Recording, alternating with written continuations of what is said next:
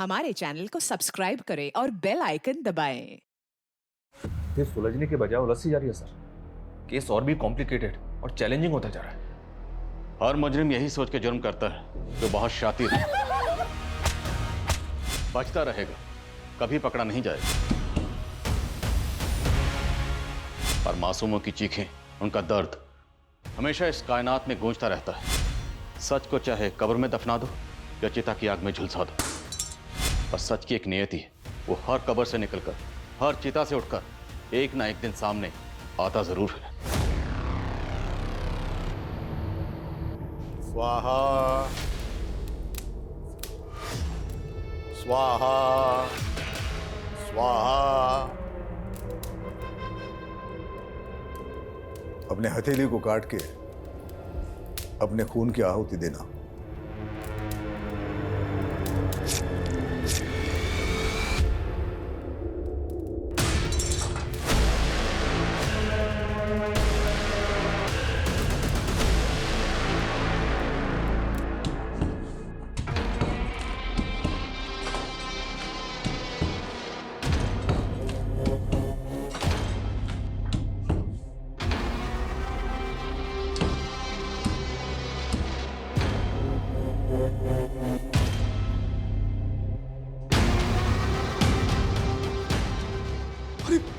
अरे ये क्या है?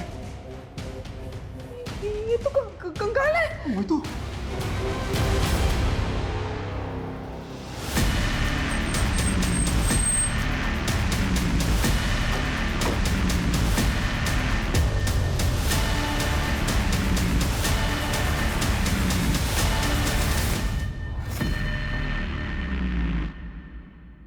किसका कंकाल है ये? किसको मारकर गाड़ा है यहाँ पे? सर हमें कुछ नहीं मालूम, हमारा कोई लेना देना नहीं है इस कंकाल से। आपके घर की दीवार में कंकाल है और आप कह रहे हैं आपका कोई लेना देना नहीं है। सर हम इस घर में सिर्फ 2.5 साल से ही रह रहे हैं। हमने ये घर बनाया लिया था, क्या पता हमसे पहले रहने वालों ने लाश गाड़ रखी हो यहाँ। हाँ सर, हम तो घर के रेनोवेशन के लिए ये दीवार तोड़ रहे थे। अगर हमने कुछ किया होता तो हम दीवार थोड़ी ना तोड़ते सर। आप दोनों के हाथ में चोट कैसे लगी? अपने हथेली को काट के अपने खून की आहुति देना। ये सब उस गुरुजी की उल्टी सीधी हरकतों की वजह से हुआ है। कौन गुरुजी? नवल किशोर शास्त्री। उनके कहने पर ही हमने ये दीवार तोड़ाई थी। अब कंकाल निकला तो भाग गए वो। शर्मा चलो, ये दोनों तो कुछ अजीब ही बात कर रहे हैं। फॉरेंसिक को बुलाओ तो कंकाल निकलवाओ यहाँ से। Okay sir.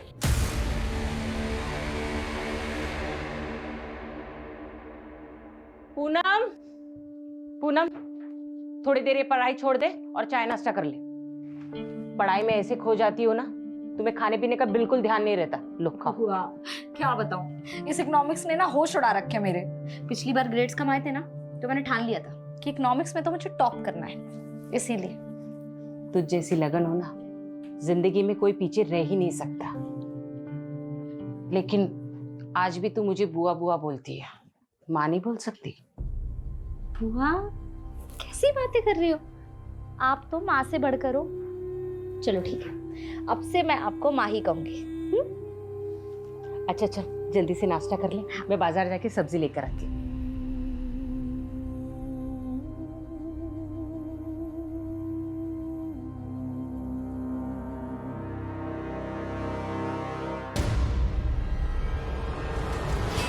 क्या पूनम, बॉयफ्रेंड से बात हो रही थी? नहीं फूफा जी, बस ऐसे ही।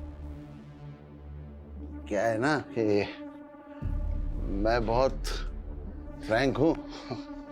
तेरी उम्र में लड़कियां जो है ना, वो शादी से पहले ही फूफा जी, मेरी छोड़िए। मैं क्या बोल ये मेरे साथ जबरदस्ती कर रहे थे। ये फोन पे अपने बॉयफ्रेंड के साथ लगी हुई थी? नहीं हुआ, मैं बस अपनी दोस्त से बात कर रही थी और कुछ नहीं। ये मेरे साथ जबरदस्ती कर रहे थे। अनाथ समझ के इसको पाल पोस के बड़ा किया। तो मेरे और मेरी बीवी के बीच में झगड़ा लगा रही। मैं आपके रगरग से वाकिफ हूँ। क्या वाकिफ है? इसको तो मैं समझता हूँ। अभी हट हट हट हट हट।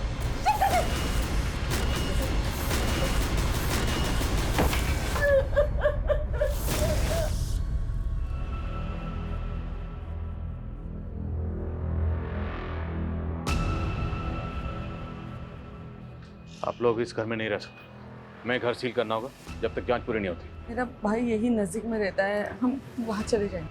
हमसे पूछे बिना आप दोनों मुरादाबाद से बाहर मत जाइएगा।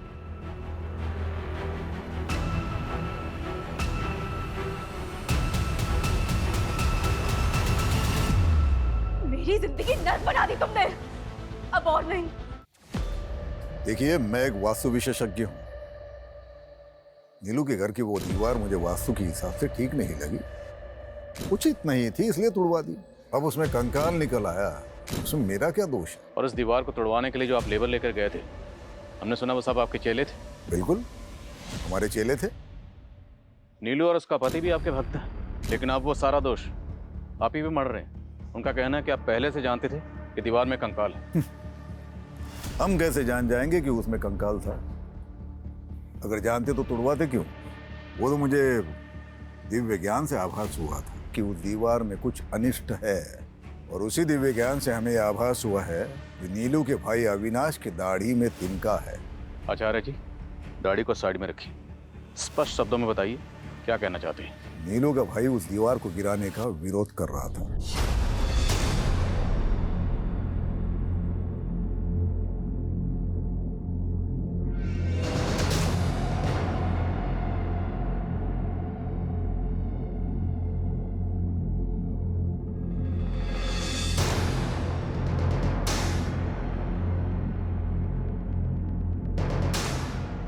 दीदी ये सब क्या हो रहा है? दीवार में कुछ गड़बड़ है, कोई बाधा है इसमें। तोड़ दो इस दीवार। अरे बंद करो ये नाटक। ये क्या पागल बना रखा है मेरे दीदी और जीजा जी को? और दीदी, तुम क्यों इस पाखंडी के चक्कर में पड़ी हुई हो? ये तो अपनी दक्षिणा ले जाएगा, और इसके कहने पे तुमने तोड़फोड़ करवा दी ना, तो फालतू के खर्चे में आ जाओगी। ये लो, तुम्हारे भाई को हमारा अपमान करने के लिए बोला यहाँ पर। अरे चुप करिए आप। चुप करो अविनाश।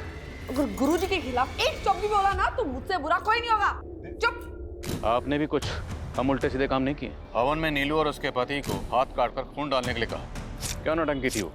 नौटंकी नहीं है, पूजा की विधि है। अब बलि तो नहीं चढ़ा सकते, तो सांकेतिक रूप से उस पूजा को संपन्न किया। कोई गुनाह है? और अगर हमें आपके खिलाफ कुछ मिला तो आपके सारे दोष दूर कर दूंगा। हमसे पूछे बिना शहर से बाहर मत जाइए, उचित होगा।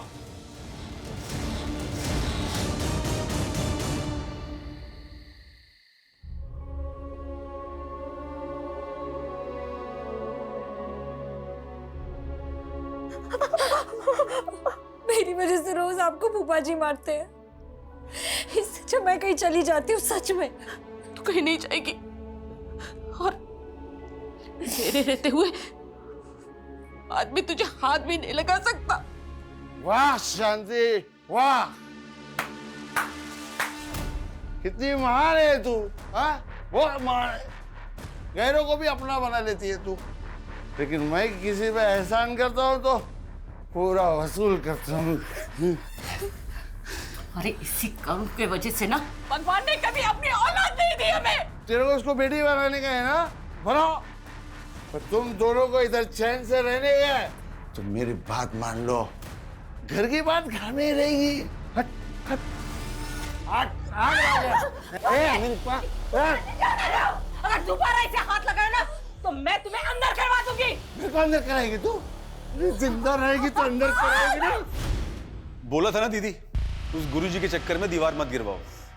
अब कंकाल निकल गया ना, अब पुलिस आप लोगों का आगा पीछा खंगालने में जुट जाएगी। आपको पता है उस दीवार में किसको मार के गाड़ा गया था? हमें कैसे पता होगा?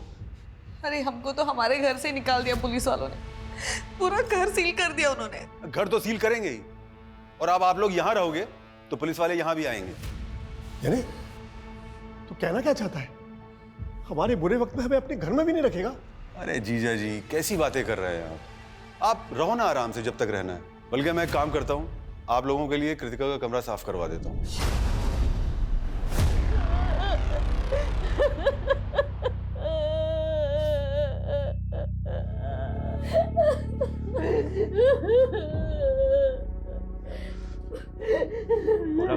बात कर लिए, वो लोग आधे एक घंटे में डेथ सर्टिफिकेट बना के दे देंगे। चलिए अब अंतिम संस्कार की तैयारी करते हैं।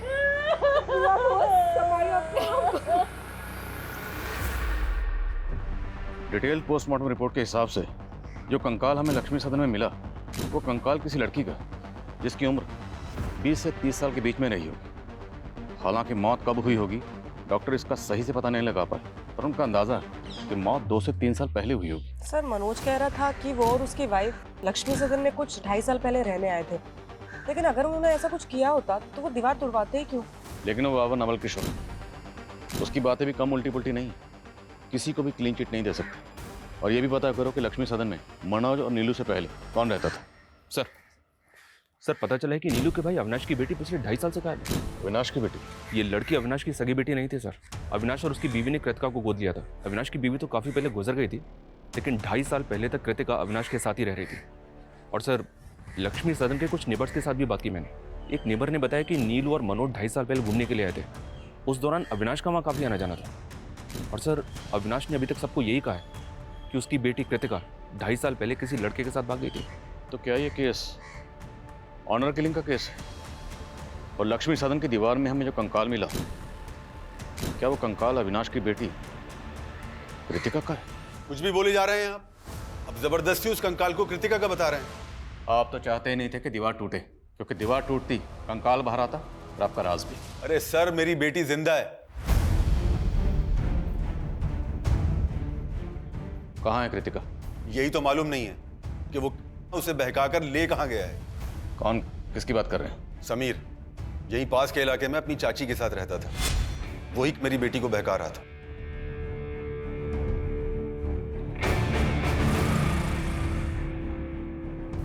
कृतिका, मैंने तुझे कितनी बार समझाया है उस लड़के से दूर रहा कर। पर पापा समीर में बुराई क्या है? वो लड़का हमारी बिरादरी का नहीं है। मैं ये सब में नहीं मानती पापा। उस लड़के ने कृतिका का दिमाग खराब कर रखा था और वही हुआ। एक दिन कृतिका उस लड़के समीर के साथ भाग गई। और आपने पता करने की कोशिश नहीं की कि आखिर आपकी बेटी है कहाँ? मैं उस लड़के की चाची से मिलने गया था, लेकिन उसकी चाची ने भी कुछ नहीं बताया और बदनामी के डर से पुलिस में कंप्लेंट नहीं कर पाया। पुलिस कंप्लेंट इसलिए नहीं की क्योंकि आप कांड करके बैठे हुए। उस लड़के के बारे में बताइए जो कृतिका को लेकर भागा। अब हम पता करेंगे कि कृतिका कहाँ है। आंटी जी, जो लिखा होता है उसे टाला तो नहीं जा सकता। आप लोगों को किसी भी तरह की कोई भी परेशानी हो, कुछ भी जरूरत हो, हमसे बोलिएगा, हम हैं अभी।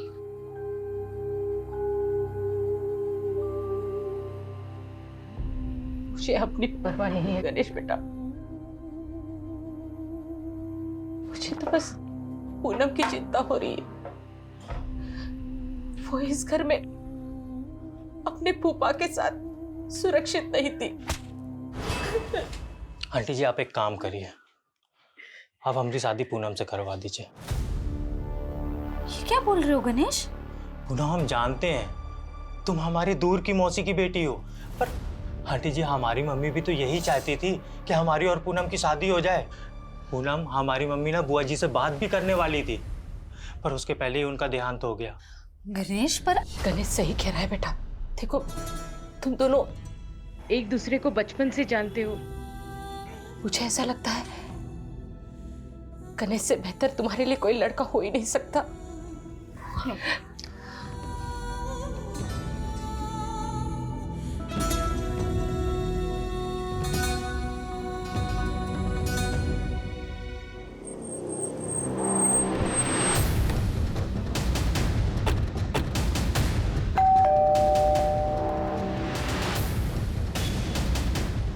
समीर यहीं रहता है? जी, वो मेरा भतीजा था। हमें पता चला कि समीर किसी कृतिका नाम की लड़की से प्यार करता है। उसी के बारे में बात करनी है आपसे। आओ बेटा, बैठे। समीर ने बताया मुझे तुम दोनों के बारे में। तुमने अपने पापा को समीर के बारे में बताया? आंटी, उन्हें सब पता है, लेकिन मैं समझ गई बेटा, तुम फिक्र मत करो, मैं तुम्हारे पापा से बात करूँगी। लेकिन कृतिका के पिता ने मुझे और समीर को बेइज्जत करके घर से बाहर निकाल दिया और एक दिन समीर गायब हो गया। और फिर कृतिका के पिता आकर मुझे परेशान करने लगे कि समीर कृतिका को भगा कर ले गया। आजकल कहाँ है समीर और कृतिका? मैं उन्हें पिछले 2.5 साल से ढूंढने की कोशिश कर रही हूँ। मैंने पुलिस कंप्लेन भी की थी, पर कुछ पता नहीं चला। समीर के माँ बाप कहाँ हैं? समीर के माँ बाप गुजर चुके हैं सर। मेरे अलावा उसका और कोई नहीं था। समीर की चाची ने जिस थाने में समीर की मिसिंग कंप्लेंट फाइल की थी, उस थाने की पुलिस टीम को भी ऐसा कोई क्लू नहीं मिला है जिससे पता चले कि समीर और कृतिका ने भाग के शादी की होगी। और अगर हम फॉरेंसिक रिपोर्ट पे जाएं तो जिस दौरान समीर और कृतिका गायब हुए थे, उसी दौरान उस लड़की की मौत हुई थी जिसका हमें कंकाल मिला। तो पॉसिबल है सर कि मर्डर कृतिका का हुआ हो। सर, हम डीएनए मैचिंग रिपोर्ट से भी अविनाश के खिलाफ कुछ भी साबित नहीं कर पाएंगे, क्योंकि कृतिका अविनाश की सगी बेटी नहीं थी, उसने उसको अडॉप्ट किया था। मान लो 2.5 साल पहले कृतिका का कत्ल हो गया, इसलिए वो मिल नहीं रहे। पर ये समीर कहाँ गायब है? कहीं ऐसा तो नहीं क्या अविनाश ने कृतिका के साथ साथ समीर का भी कत्ल कर दिया? अगर ऐसा है सर, तो हो सकता है कि हमें लक्ष्मी सदन में दूसरा कंकाल मिले। मैं डीसीपी सर से परमिशन निकलवाता हूँ। और पता चला लक्ष्मी सदन में मनोज और नीलू से पहले कौन रहता था? Yes sir. सर, रजिस्ट्रार से पता चला है कि 3 साल पहले ये घर राघवेंद्र पांडे के नाम पे था। सर, ये इस घर का लास्ट और फर्स्ट ओनर था। सर, ये कई सालों से लंदन में है।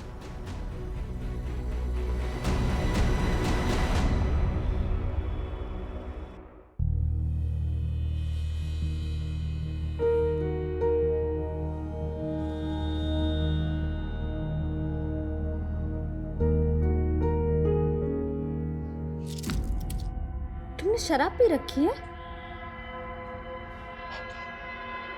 अरे वो हमारे दोस्तों ने थोड़ा लिटिल पिला दिया।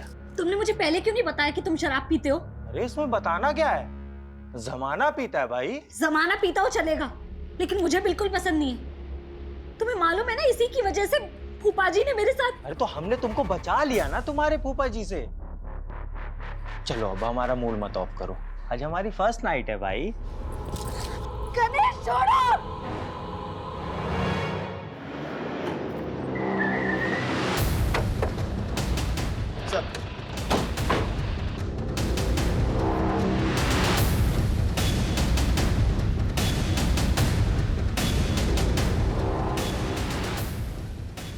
लाइट ऑन करो। पूरे घर को अच्छे से स्कैन करिए, एक एक कोना। Okay sir.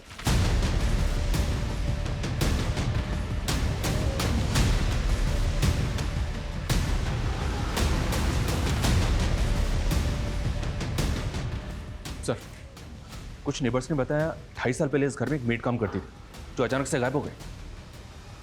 कौन मेड? सर, संजना नाम था हमारी मेड का। लेकिन आप उसके बारे में क्यों पूछ रहे हैं?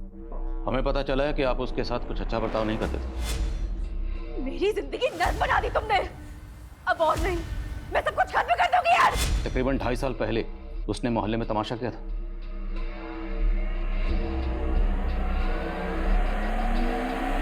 मैंने आप लोगों से उधार क्या मांग लिया? नौकर बनाकर रखोगे, मार मार कर टांग बनाओगे मुझसे। क्यों झूठ बोल रही हो संजना? हाँ, और क्या जरूरत है इतना तमाशा करने की? देख संजना, तमाशा मत कर बेकार में। जो भी तुझे कहना है अंदर जाके कर। चल। एक नंबर की नौटंकीबाज औरत थी वो। तिल का ताड़ बना के रखा था उसने। इसलिए आपने कंकाल बना दिया उसे? ये कैसी बातें कर रहे हैं आप सर? हमें पता चला कि उसके बाद से ही वो गायब है। लेकिन सर, उसके बाद तो वो अचानक काम छोड़ के अपने गांव चली गई थी। तब तो गांव में मिलनी चाहिए। एड्रेस बोलिए गांव का। सर, एड्रेस तो नहीं है हमारे पास। जिस एजेंसी के जरिए उसको काम पर रखा था, उस एजेंसी का एड्रेस तो होगा? नहीं सर, किसी एजेंसी के थ्रू हमने काम पर नहीं रखा था उसे। वो खुद ही घर आई थी काम मांगने के लिए। कहती थी मंजुलापुरा में कहीं रहती है, लेकिन वहाँ एग्जैक्टली कहाँ ये हमें नहीं मालूम सर। ठीक, फोन नंबर बोलिए उसका। सर, उसके पास फोन नहीं था।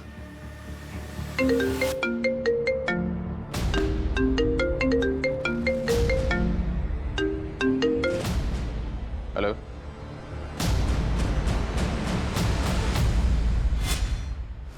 मेरी जिंदगी नर्क बना दी तुमने। अब और नहीं, मैं सब कुछ खत्म कर दूंगी यार। संजना, क्या कर रही है तू ये?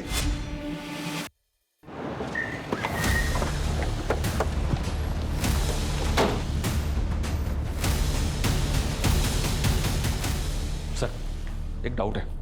ये देखिए, फर्श की ये टाइल्स एक ही कलर डिजाइन की है और ये टाइल्स बाकी टाइल्स के मुकाबले ज्यादा नई लग रही हैं।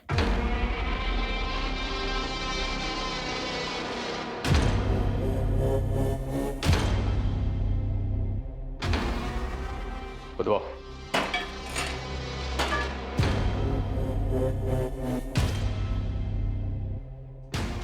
एक मिनट, विशाल, मिट्टी हटाओ। सर, एक मिनट जल्दी।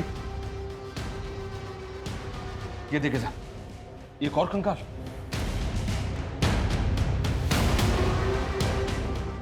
तुषार, वो गले में क्या? शर्मा, सब जगह खुदवाओ। पता नहीं और कितने राज दफन है इस लक्ष्मी सदन में।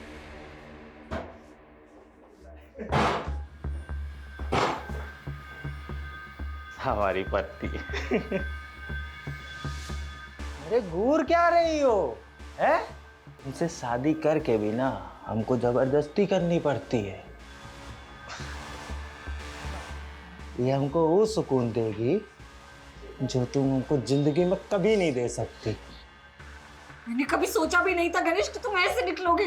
अरे हम ऐसे ही हैं। आओ डार्लिंग, बैठो। अब तुम देखो और चलो। है? पैर ऊपर कर लो, आराम से।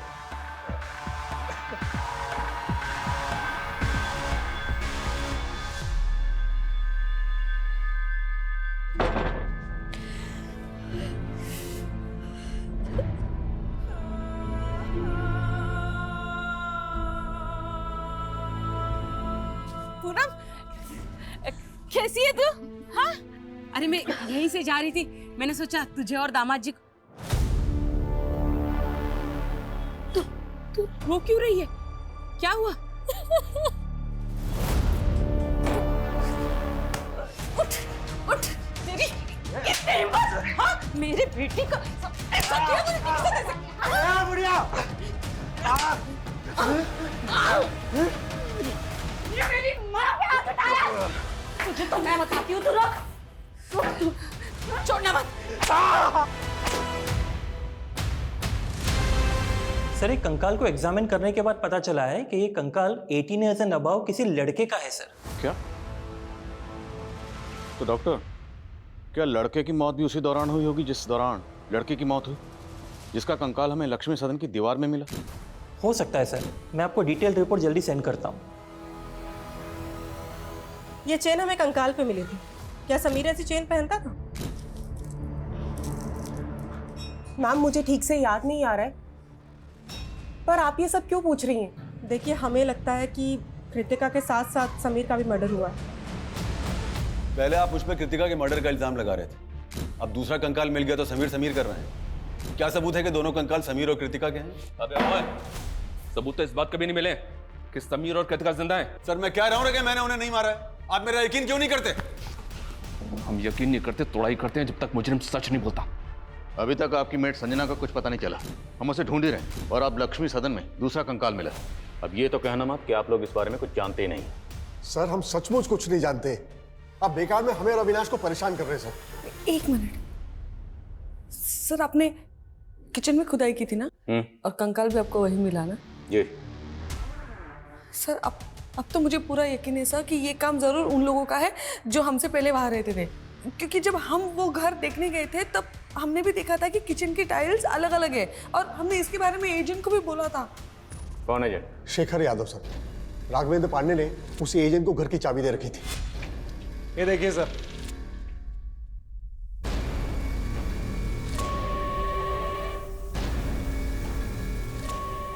आइए सर, एक रूम और है, बहुत खूबसूरत है, आपको दिखाता हूँ। आइए। एक मिनट। क्या हुआ सर? ये फर्श तो बहुत अजीब ढंग से बनी हुई है, ना टाइल्स मैचिंग है ना ठीक से लगे हुई है। अरे सर, बहुत छोटी सी चीज है, डोंट वरी, सब हो जाएगा। हाँ जी। एक मिनट, लेकिन डील फाइनल करने से पहले हमें ओनर से मिलना है। हाँ जी बिल्कुल, पर वो फिलहाल तो लंदन में सर। उनका ये कहना है कि एक बार जैसे ये डील लॉक हो जाती है तो रजिस्ट्रेशन के लिए इंडिया आ जाएंगे। सर, ओनर तो सिर्फ डॉक्यूमेंट साइन करने के लिए आए थे सर, लेकिन उस वक्त लक्ष्मी सदन का करता धरता ये एजेंट शेखर यादव ही था। क्या सर, लक्ष्मी सदन में 2 कंकाल मिले हैं? ओ एजेंट, हमारे साथ ड्रामा मत कर। लक्ष्मी सदन का सौदा तुमने करवाया था ना? सर, मैंने करवाया था, पर इस बात को 2-3 साल हो गए हैं। एग्जैक्टली। ये जो मर्डर हुआ है ना, वो भी 2-3 साल पहले ही हुए। उस घर के पहले मालिक राघवेंद्र पांडे ने जाने से पहले चाबी तेरे हवाले की थी।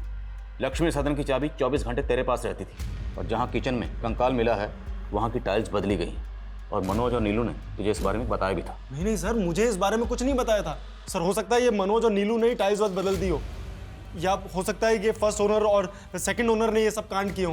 फर्स्ट सेकंड थर्ड जितने भी ओनर सबको घसीटेंगे। तो ये बता, लक्ष्मी सदन में किसकी लाश गाड़कर राघवेंद्र पांडे लंदन भागा? सर मुझे क्या मालूम सर, मैं बस इतना बता सकता हूँ कि ये राघवेंद्र पांडे एक अय्याश किस्म का आदमी था।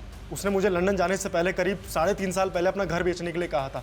उसके बाद मैं जब भी उससे जाके मिलता था तो हमेशा नए लड़के लड़कियों के साथ रहता था। उस दौरान ये अकेला रहता था सर। अरे शेखर, कैसा है? मैं अच्छा हूँ सर, आप कैसे हैं? बस बढ़िया, बैठना। नहीं नहीं सर, थैंक ड्रिंक। अरे नहीं नहीं सर, सर मैं ये कह रहा था वो एक पार्टी से बात की थी आपके घर के लिए, तो 70 लाख रुपए बोल रहे हो। 85 लाख रुपए से 1 रुपया कम नहीं लूंगा। सर उसके 2 दिन बाद ये मेरे ऑफिस आया और कहने लगा कि लक्ष्मी सदन 70 लाख में बिकवा दो। लेकिन सर तब तक वो पार्टी दूसरी डील कर चुकी थी। उसके बाद उसने चाबियां दी और लंदन चला गया, बोला कि जल्द से जल्द बिकवा दूं। बोला शर्मा। सर, रसोई के दूसरे हिस्से में एक और कंकाल मिला है। तीसरा कंकाल? जी हाँ सर, देखते ही देखते double murder case triple murder में बदल गया सर।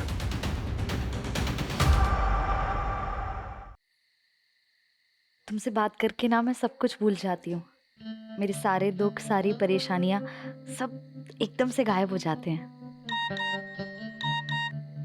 हम तुम्हारा हर दुख अपना बना लेंगे, बस एक बार हाँ कह दो। मुझे लगता है कि मैं तुमसे प्यार करने लगी हूँ।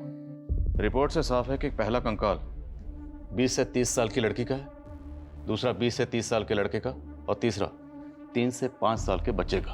और इनके अलावा अभी तक और कोई कंकाल हमें नहीं मिला सर। अभी तक हमें ऐसा लग रहा था कि समीर और कृतिका का मर्डर हुआ होगा, लेकिन बच्चे का कंकाल मिलने के बाद ऐसा लग रहा है जैसे किसी कबल के साथ साथ उनके बच्चे का भी मर्डर हुआ होगा। शर्मा मत भूलो, नीलू और मनोज की मेड संजना भी गायब। हमारे जितने भी सस्पेक्ट हैं उनमें से हम किसी को भी क्लीन चिट नहीं दे सकते। फिलहाल इन तीनों विक्टिम्स की पहचान पता करने पर जोर दो।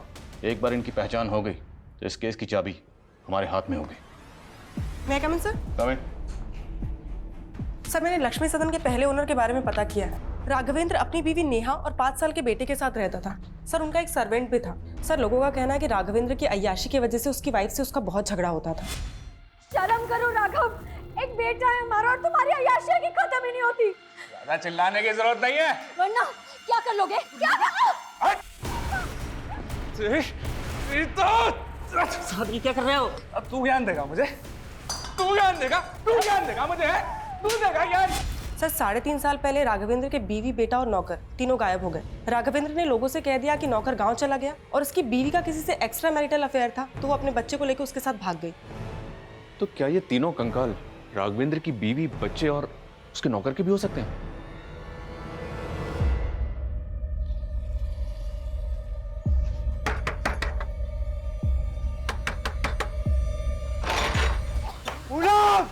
नहीं है वो यहाँ।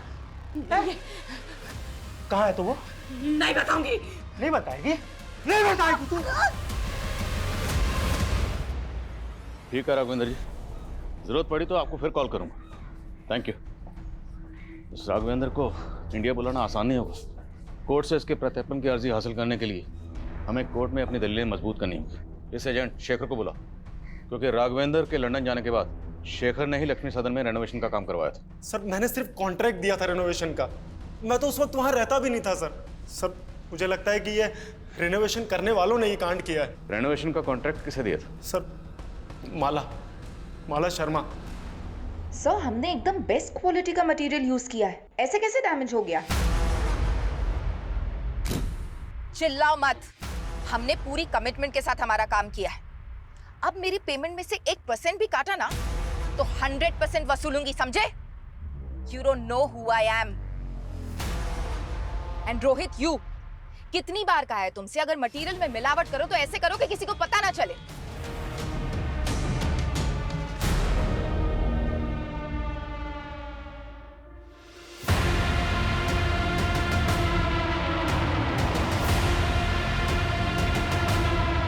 मानती हूँ लक्ष्मी सदन के रेनोवेशन का कॉन्ट्रैक्ट मैंने लिया था, लेकिन किसी मर्डर से मेरा कोई लेना देना नहीं है।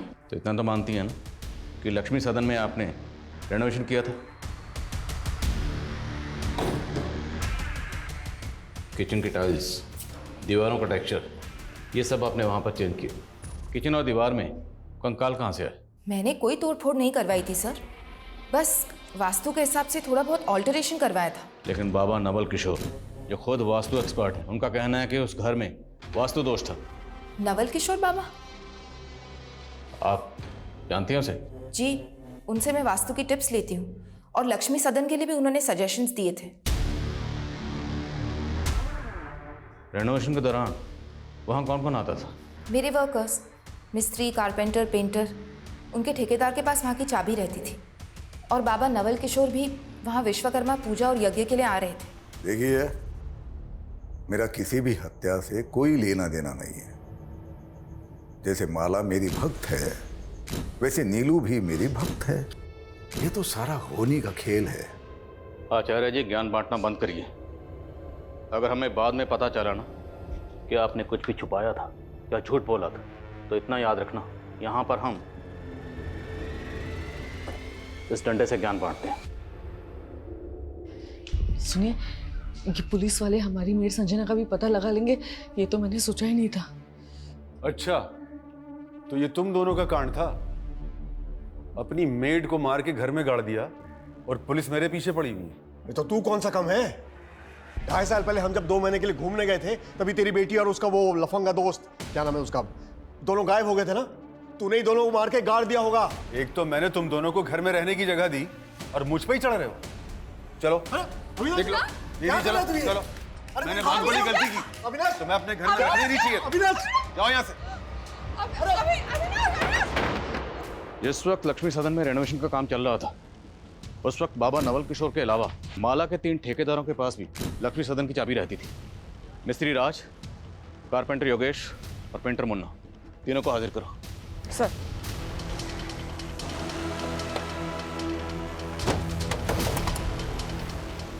राजमिस्त्री। हाँ मैडम। चल। अरे मैडम क्या हुआ? अरे चल।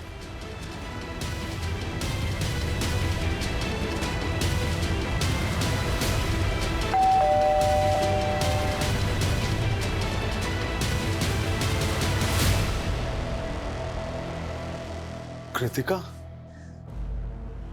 पापा, हमें हमारे दोस्त से पता चला है कि आपको पुलिस बहुत परेशान कर रही है। भले ही हमने आपकी मर्जी के खिलाफ शादी की थी, लेकिन मैं भूल नहीं सकती कि मुझ जैसे अनाथ को आपने पाल पोस के बड़ा किया है।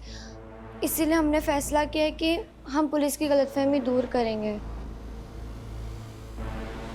उन कंकालों के बारे में मैं कुछ नहीं जानता। तेरे अलावा माला ने जिस कारपेंटर और पेंटर को ठेका दिया था, वो दोनों गायब। उन दोनों के फोन भी बंद है। अरे साहब, उनसे मेरा कोई वास्ता नहीं है। वो दोनों ना उमरा गांव में रहते साहब, वो एक ही आपको मिल जाएंगे। अविनाश का फोन आया था सर। कृतिका और समीर दोनों जिंदा हैं। और नीलू और मनोज की जो मेट थी संजना, उसके बारे में कुछ पता चला? जी हाँ सर, उस मोहल्ले की कुछ और काम वालियों से उसके गांव का पता चला है। वो बिहार की रहने वाली है। बिहार पुलिस को अपडेट दिया है मैंने।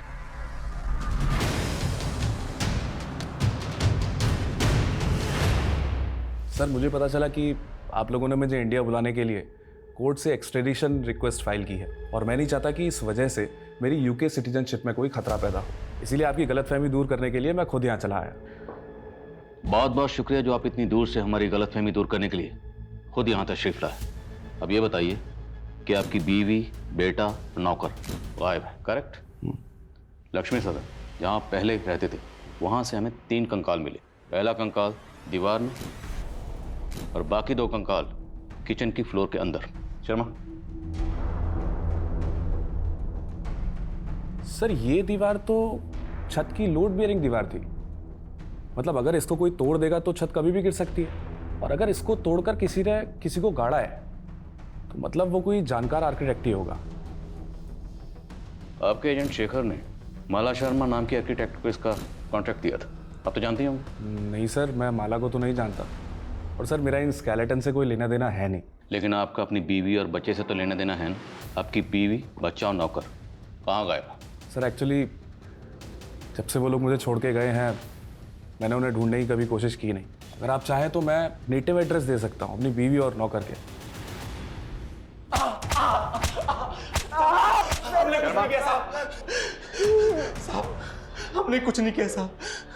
हम तो मामूली से पेंटर और कारपेंटर हैं। तो गायब क्यों हुए थे? साहब, हमें काम नहीं मिला, इसलिए हम गांव चले गए थे।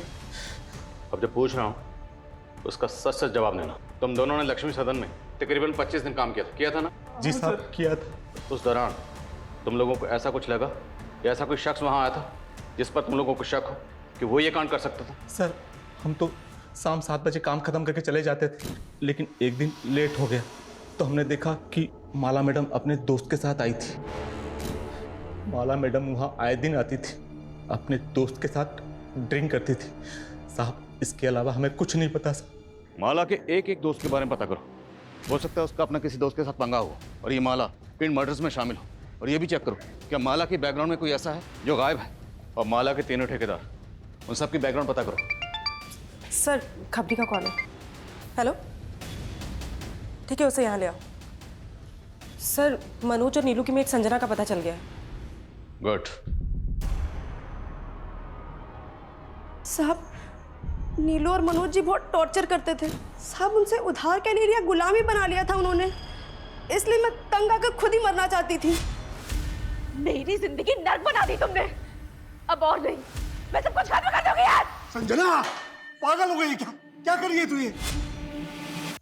अगर वो लोग मारपीट करते थे तो पुलिस के पास क्यों नहीं है? साहब, हम गरीब लोग अगर पुलिस के चक्कर में पड़ेंगे तो हमें कहीं भी काम नहीं मिलेगा। संजना, कृतिका और समीर का तो पता चल गया है, लेकिन राघवेंद्र की बीवी, बच्चे और नौकर का अभी तक पता नहीं चला सर। लेकिन सर, हमें ये जो तीनों स्केलेटन मिले हैं, इनका एज ग्रुप भी इससे मैच करता है। सर, हो सकता है राघवेंद्र हमें बेवकूफ बना रहा हो। हेलो सर, वो राज की इंफॉर्मेशन मिली है। राज की इंफॉर्मेशन? Speak about. हाँ बोल।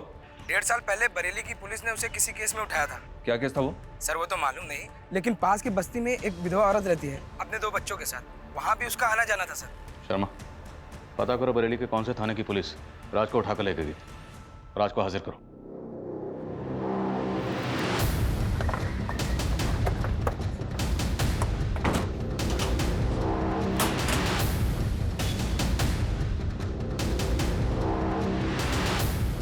The number you are trying to call is currently switched off. Please try again. इस राज का तो फोन भी बंद आ रहा है। एक काम करो, इसका फोन ट्रेस करो, पता करो कि ये कहाँ भाग गया है। सर, वो विधवा औरत कौन है जिसके पास राज का आना जाना था? सर, ये पास की बस्ती में रहती है। सर, मैं नहीं जानती राशिद कहाँ है।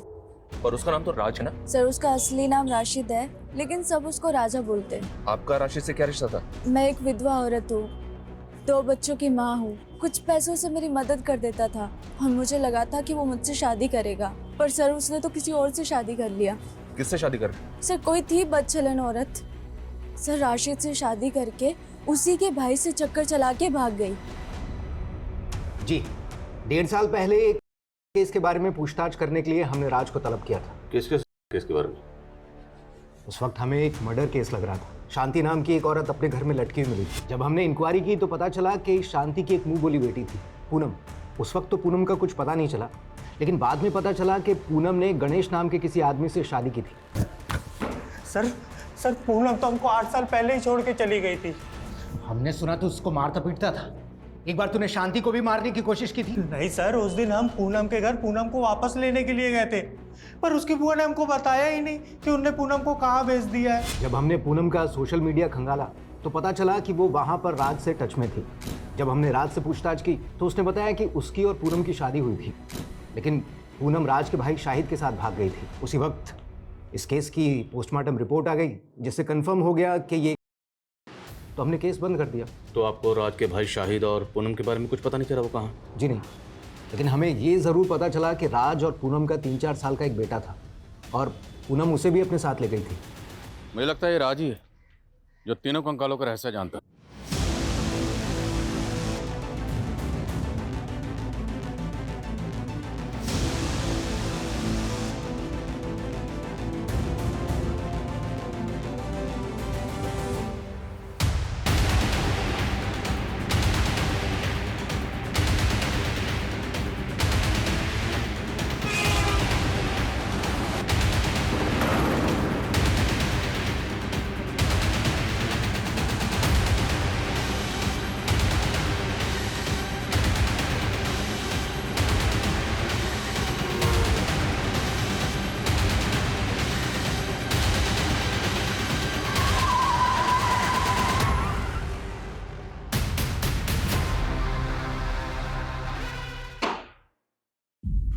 राज उर्फ राशिद, तेरे इस राज से पर्दा उठ चुका है।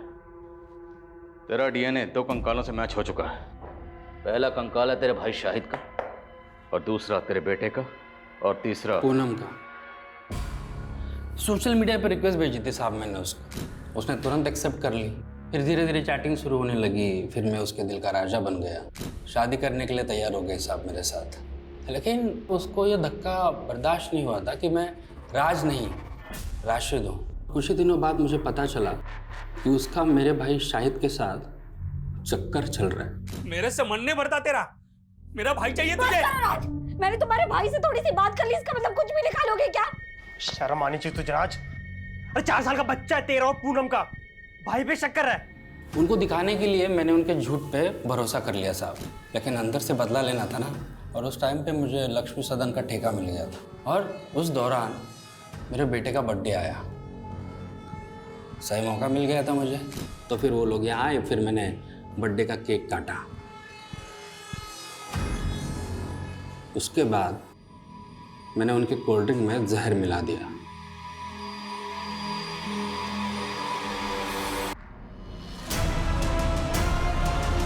फिर उनकी लाशों को एक एक करके लक्ष्मी सदन में गाड़ दिया। फिर मैं सबको बोला कि मेरी बीवी पूनम और मेरा बेटा शाहिद के साथ कहीं भाग गए हैं। और फिर एक बार मैं एक नए हमसफर की तलाश में जुट गया साहब। नया हमसफर मतलब नया शिकार।